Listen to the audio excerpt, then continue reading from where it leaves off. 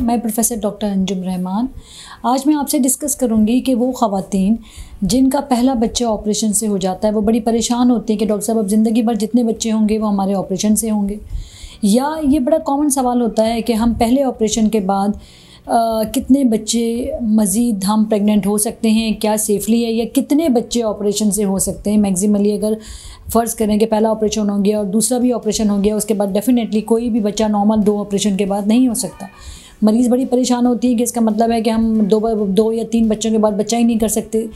इन चीज़ों की वजह से लोग बड़े एप्रीहेंशन होते हैं जब उनको किसी भी इंडिकेशन की वजह से कहा जाए कि जो पहला बच्चा ऑपरेशन से होता है। बहुत ज़्यादा दफ़ा ये ख़वातीन को जब कहा जाता है कि जी आपके और आपके बच्चे की ज़िंदगी के लिए ज़रूरी है कि आप ऑपरेशन करवाएं, तो वो फिर हॉस्पिटल से भाग जाती हैं, वो किसी क्विक के पास चली जाती हैं, किसी दाई के पास चली जाती हैं, मिस हैंडल हो जाती हैं और जब कॉम्प्लिकेशन पे एंड अप करती हैं तो फिर उनके बच्चे के लिए, दोनों में से किसी के लिए, खुदा न खासा दोनों के लिए ये बड़ा जानलेवा होता है।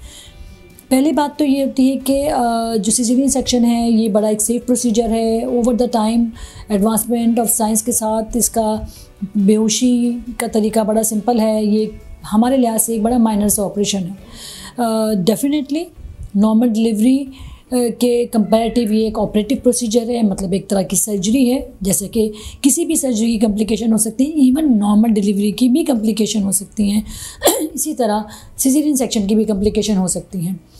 पहले ऑपरेशन के बाद क्या हम एक नॉर्मल बच्चा पैदा कर सकते हैं? बिल्कुल कर सकते हैं, अगर जो पहले ऑपरेशन की वजह थी वो कोई वजह ऐसी थी जैसे कि हड्डी का छोटा होना नहीं थी, यानी कि वो कोई नॉन रिकरिंग कॉज का मतलब होता है कि कोई ख़वातीन है जिनकी हड्डी ही छोटी है तो डेफिनेटली वो बच्चा नॉर्मल नहीं कर सकती।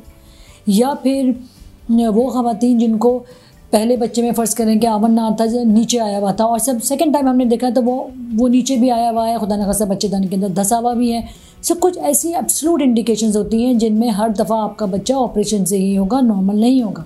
हाँ, मगर बहुत दफ़ा जो आपकी नॉन रिकरिंग कॉज होती है, जैसे कि आपका बच्चे का साइज़ बहुत बड़ा था, बच्चे का पानी बहुत था, किसी वजह से बच्चे की ग्रोथ नॉर्मल नहीं थी, या पेशेंट का ब्लड प्रेशर शूट कर गया, शुगर अनकंट्रोल थी, कोई भी ऐसी इंडिकेशन और नेक्स्ट टाइम वो प्रेगनेंसी में नहीं है, तो एक बच्चे के बाद हम नॉर्मल डिलीवरी का ट्रायल भी दे सकते हैं।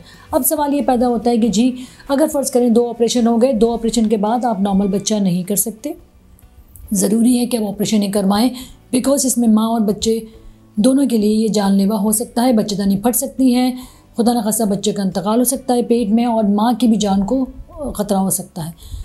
मैक्सिमम अगर आपने बहुत प्रॉपर जगह पे दिखाया, एक प्रॉपर सर्जन को दिखाया जिसकी फील्ड है उसको दिखाया, और प्रॉपर एंटीनेटल चेकअप करवाया, बच्चों में प्रॉपर गैप दिया, जितना ज़्यादा प्रॉपर बच्चे में गैप होगा उतना ही कॉम्प्लिकेशन का रिस्क अगली प्रेगनेंसी अगर सिज़ेरियन सेक्शन पे एंड अप होती है तो वो कम होगा। आपकी हेल्थ बिल्डअप हो जाएगी, आपका पिछला वाला बच्चा थोड़ा सा बड़ा हो जाएगा कि आप नेक्स्ट प्रेगनेंसी को कोप अप कर सकें।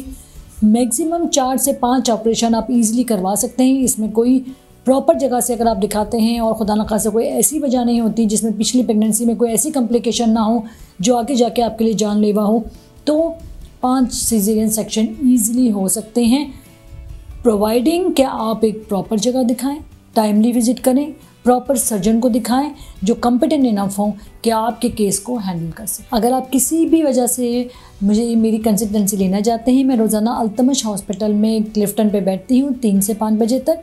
You are most welcome. आप यहाँ पे आ सकते हैं और मेरी कंसल्टेंसी ले सकते हैं।